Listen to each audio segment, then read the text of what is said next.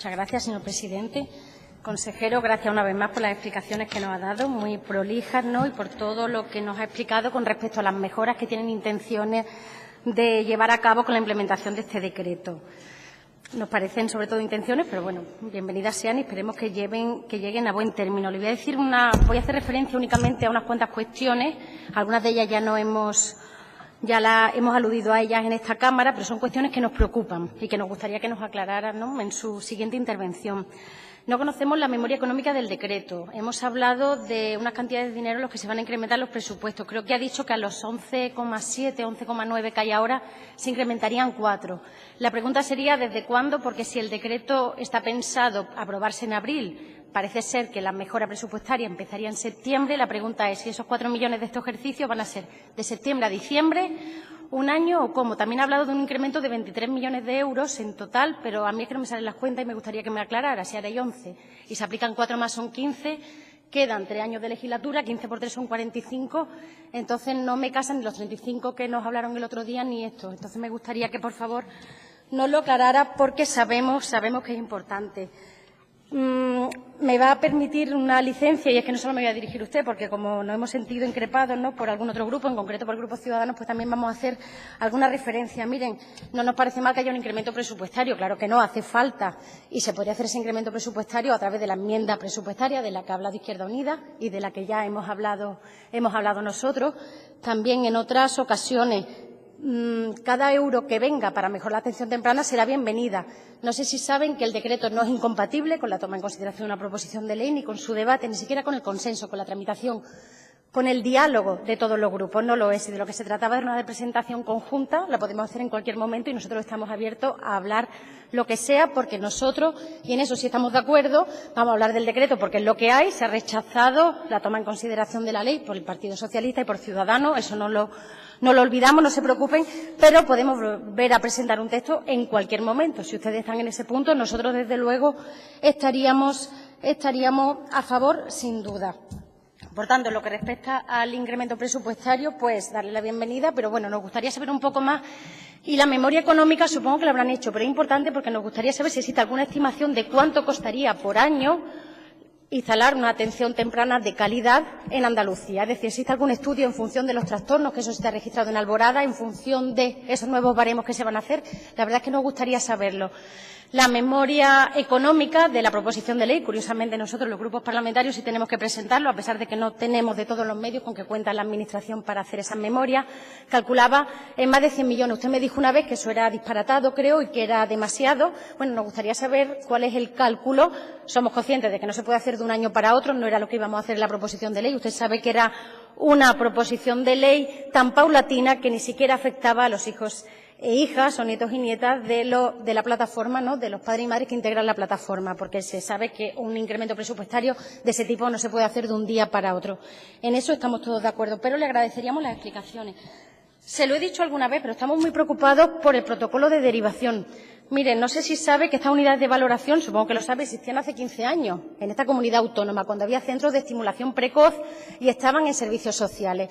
Existían unas unidades de valoración que, según nos cuentan profesionales, eran mejores de las que hay ahora porque su composición en cuanto a la riqueza, en cuanto a la variedad de profesionales, era mejor y, además, establecían unos controles periódicos sobre los CAIT, viendo qué niños atendían, que por lo visto eran un control bastante riguroso y que era bastante apreciado por los profesionales. ¿Qué sucedía? Que se vio que era un cuello de botella y se decidió eliminar y volver a un sistema en el que es el pediatra el que directamente puede asignar al CAIT. Lo de las unidades de valoración no lo entiendo porque, mira, si hacemos un ejercicio de derecho comparado autonómico, si miramos Murcia, si miramos Cataluña, si miramos Castilla-La Mancha y si miramos Madrid, nos damos cuenta que las unidades de valoración son muy criticadas por los profesionales. ¿Por qué? Porque suponen un cuello de botella. No puedo entender qué puede tener de bueno que creemos una estructura administrativa nueva en la Consejería de Salud. ¿Para qué? Para que si un pediatra dice que un niño puede tener un trastorno del desarrollo o estar en riesgo de padecerlo, tiene que pasar a la unidad de valoración. ¿Para qué? Para que lo examine. Usted habla de 30 días. Lo dice el decreto, 30 días está bien, pero 30 días ¿para qué? Para que se examine esa primera valoración, para tener ya el diagnóstico, para asignarle un CAIT Creemos que ahí hay un poco de margen y nos gustaría que nos explicara también con un poco más de detalle.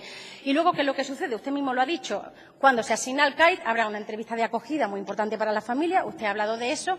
Y además luego habrá una evaluación. Porque hay otra evaluación. Yo tengo la impresión de que hay cierta desconfianza ¿hacia quién? Hacia el pediatra, hacia los profesionales del sistema público sanitario. Si no desconfianza, que es hacia los CAID, porque claro, 16 euros que se paga la hora, o a 6 si hablamos de Almería, hablar de que la atención temprana es un negocio me parece que no lo es. Al contrario, muchos CAID están en la ruina. ¿Por qué? Pues porque precisamente dan atención temprana y les cuesta dinero cada sesión que dan. Con lo cual, no entiendo muy bien el empecinamiento en una unidad de valoración que estoy segura que cualquiera que haya presentado alegaciones le habrá dicho que no introduce nada nuevo o si tiene algo de positivo, yo no creo que compense el problema que puede suponer de ralentización en algo y además no lo vamos a volver a hablar. Lo importante que es en una cuestión como esta la prontitud en la atención. Me preocupan los niños de 4 a 6 años, nos preocupan. ¿Por qué? Porque tal y como está ahora previsto el sistema, y ya hemos hablado del círculo ¿no? que se produce cuando el niño va al colegio. De hecho, ustedes hablan de septiembre con el inicio del curso escolar como si tuviera algo que ver. Usted lo sabe y lo ha dicho muchas veces. Educación no tiene nada que ver con atención temprana. Únicamente tiene que haber cierta conexión porque los niños que van a atención temprana pueden necesitar alguna adaptación, algún apoyo. Y en ese caso de adaptación y de apoyo, pues está bien que se esté en contacto del centro educativo con los profesionales, con los terapeutas de atención temprana. Pero más allá de eso, no entiendo mucho lo de septiembre como una fecha que tengamos que tener en cuenta. ¿Qué le voy a decir ya del equipo provincial de atención temprana, formado por un consultor de salud, más los miembros de los equipos de orientación educativa? Es algo que de verdad que no acabamos de ver y nos preocupa porque el decreto, por lo menos en la versión que yo he manejado, que creo que es la última, existe algún lapsus, por ejemplo. En concreto, 15.3h, artículo 15.3h, se habla de asegurar la atención infantil temprana a menores de 3 años, situación de dependencia. Existe un par de ocasiones en que se habla de 0 a 3. No sé si es una rata y me gustaría también que lo comprobara porque creo que la atención temprana, usted se sabe muy bien las definiciones ya, las sabemos yo creo todo y hablamos siempre de 0 a 6 años y eso es importante. Ahora creemos que hay una dejación de funciones clara de la Consejería de Salud en el periodo que ocupa de 4 a 6 años y nos gustaría que eso se corrigiera porque nos parece fundamental. De hecho, hay niños que son diagnosticados por primera vez con esa edad. Otro punto que a nosotros nos preocupa mucho y en eso coincidimos con Izquierda Unida, la titularidad de los CAID, privada con o sin ánimo de lucro. Nos parece que si ahora vamos a abrir a la externalización de otros servicios a empresas con ánimo de lucro, estaríamos pues yendo en el camino que no nos parece el adecuado. ¿Cómo vamos luego a revertir eso? Lo que sucede con la externalización de este tipo de servicios lo sabemos.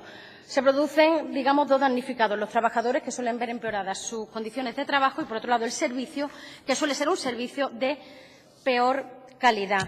Por tanto, y podríamos seguir hablando, pero para terminar, decirle, señor consejero, que es obvio que faltan recursos. El problema es que en este tema, fíjense, estamos hablando del futuro de niños y niñas que podrían vivir una vida más plena si tienen la atención temprana adecuada.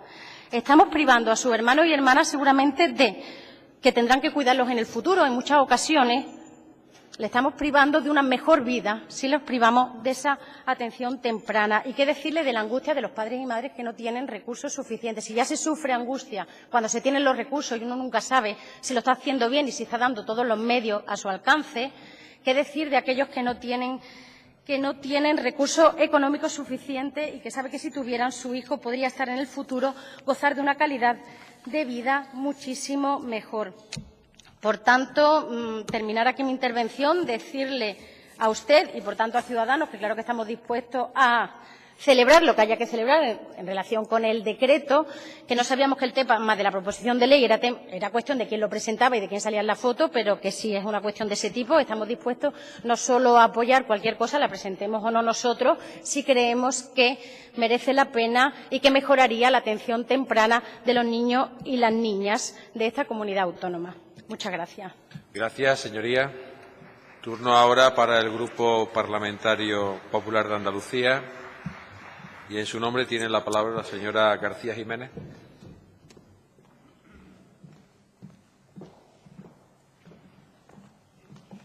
Su señoría tiene la palabra.